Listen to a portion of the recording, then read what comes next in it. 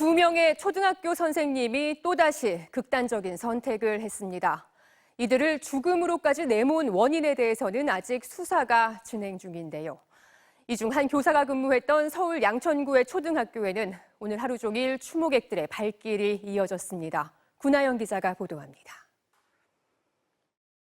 오늘 오후 서울 양천구의 한 초등학교 앞.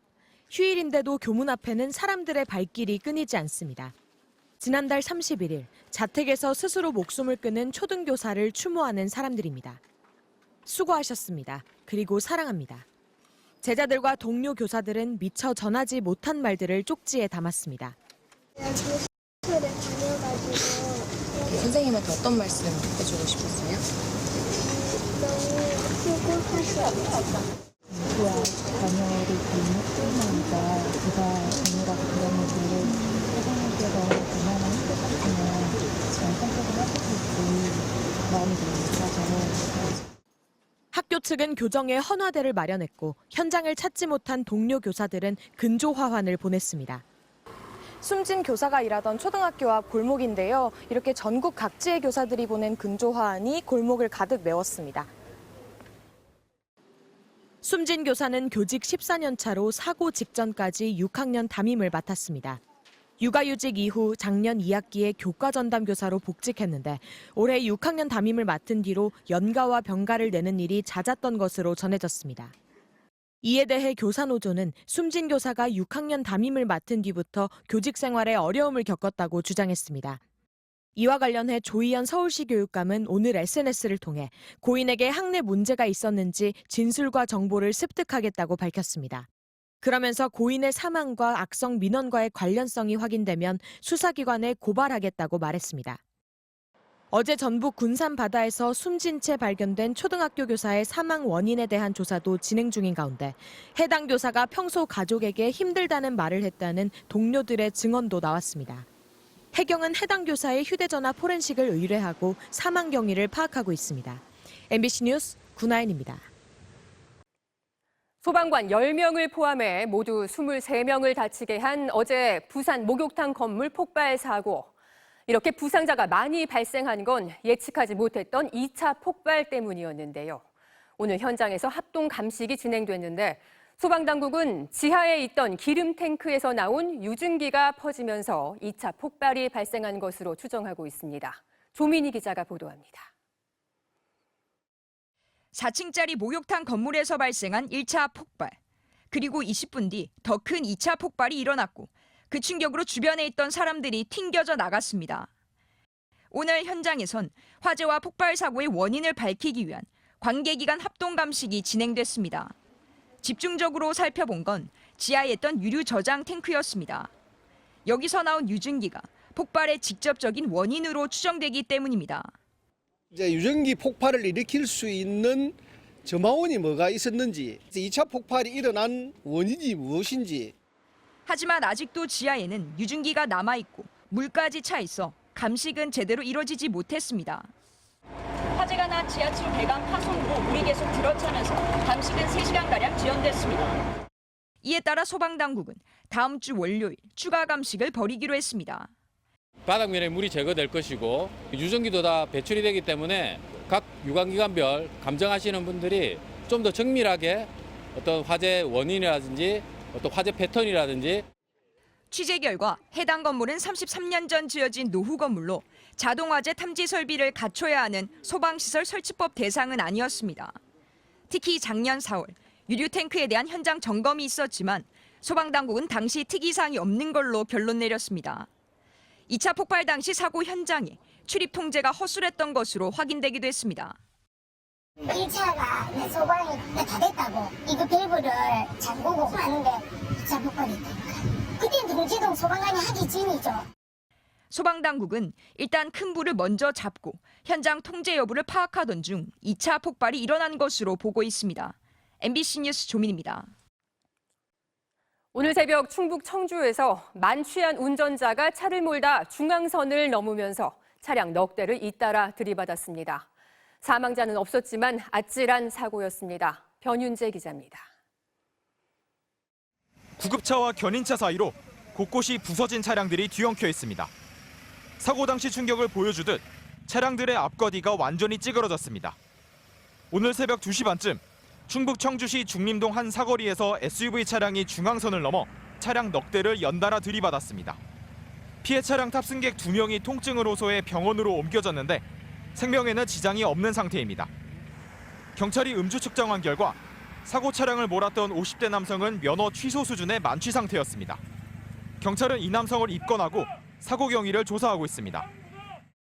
희뿌연 연기가 예식장을 가득 메우고 있습니다. 오늘 낮 12시쯤 경북 구미시 사곡동 한 예식장에서 불이 났습니다. 예식장 관계자들이 5분 만에 불을 꺼 다친 사람은 없었는데 하객 140여 명이 대피하는 소동이 빚어졌습니다. 오늘 새벽 4시 반쯤에는 전남 신안군 제원도 인근 해상에서 어선 2척이 부딪히는 사고가 일어났습니다. 두 어선에는 선원들이 각각 3명과 5명씩 타고 있었는데 다친 사람은 없었습니다. 해경은 두 어선을 안전한 해역으로 이동시켰습니다. MBC 뉴스 변윤재입니다. 일본 후쿠시마 원전 오염수 바다 방류가 열흘째 이어지고 있는데요. 박성훈 해양수산부 차관이 제주를 찾아 수산업계 달래기에 나섰습니다. 박 차관은 하루빨리 방사능 검사 장비를 늘려주고 어업인을 위한 금융 지원책도 마련하겠다고 약속했습니다. 박주연 기자입니다. 이른 새벽 한림수협 입판장을 찾은 박성훈 해양수산부 차관. 갈치와 고등어를 비롯한 제주산 수산물을 살펴보고 원전 오염수 방류 이후 경매 현황과 판매 동향에 대해 확인합니다. 경매 전 방사능 안전성 검사는 필수. 박성훈 차관을 만난 어민들은 검사 기관까지 왕복 2시간이 걸린다며 신속한 검사를 위한 방사능 측정 장비 지원을 요청했습니다. 측정 거리가 좀 1시간 정도 거리가 되다 보니까 전날 저녁에 채취를 해서 아침 한 3시에 저희들이 통보를 받습니다. 그렇지 않으면 아침에 판매가 이루어지지를 못하니까. 이에 대해 박성훈 차관은 방사능 검사 장비를 신속하게 늘려 지원하겠다고 밝혔습니다. 올해 예산보다 내년도 예산은 약 2.5배 증액된 예산을 정부안에 반영을 시켜놓은 상황이고요. 대수도 38대에서 내후년에는 72대까지 저희가 대폭 늘려나갈 생각입니다. 오염수 방류 이후 바닷물을 끌어다 쓰는 양식장들의 피해도 커졌습니다. 당장 소비 위축에 따른 생계 지원책으로 금융 지원과 보상 대책을 마련해달라는 요구가 나왔습니다. 담보 능력이 없습니다. 그래서 특례 보증을 좀 해주면 좋고요. 또 그리고 어장이 너무 많아 보니까 이제 어장 감축 및 이제 또 폐업 보상을 좀 해줬으면 좋겠습니다. 특례 보증이라든지 이런 부분들도 저희가 종합적으로 검토를 하고 또 재정당국하고 협의를 해서 가까운 시일 내에 좀 힘이 될 수 있도록 저희가 적극적으로 노력을 하겠습니다. 박성훈 차관은 어업인들을 대상으로 정책 자금 공급과 금리 인하 등 금융 지원 대책도 마련하겠다고 약속했습니다. MBC 뉴스 박주연입니다. 북한이 오늘 새벽 서해로 순항미사일 여러 발을 기습 발사했습니다. 동해상으로 단거리 탄도미사일을 발사한 지 사흘 만에 또다시 도발을 이어갔는데요. 북한이 나흘 전부터 전면전을 가정한 남한 영토 점령 훈련을 실시하고 있어서 그 의도가 주목되고 있습니다. 신수아 기자입니다. 합동참모본부는 오늘 새벽 4시쯤부터 북한이 서해상으로 순항미사일 여러 발을 발사한 것을 포착했다고 밝혔습니다.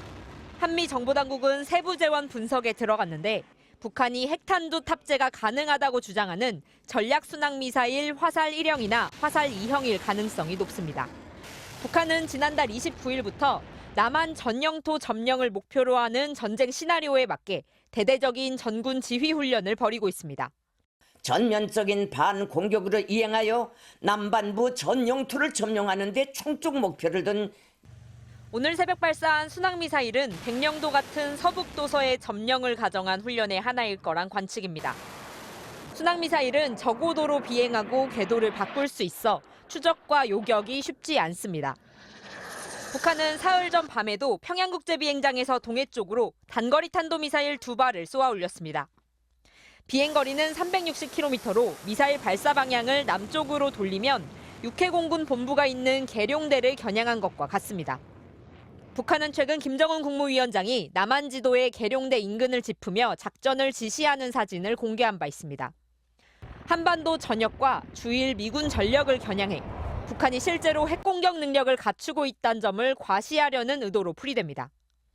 국회에선 여야 모두 반복된 북한의 무력 도발은 한반도 평화를 해치는 적대 행위라고 한 목소리로 규탄했습니다. 국가안보실은 임종득 안보실 2차장을 주재로 안보 상황 점검 회의를 소집해 대응 태세를 점검했습니다. 합참은 한미 간 긴밀한 공조로 만반의 대비 태세를 유지하는 한편 북한의 추가 징후를 주시하고 있다고 밝혔습니다. MBC 뉴스 신수아입니다.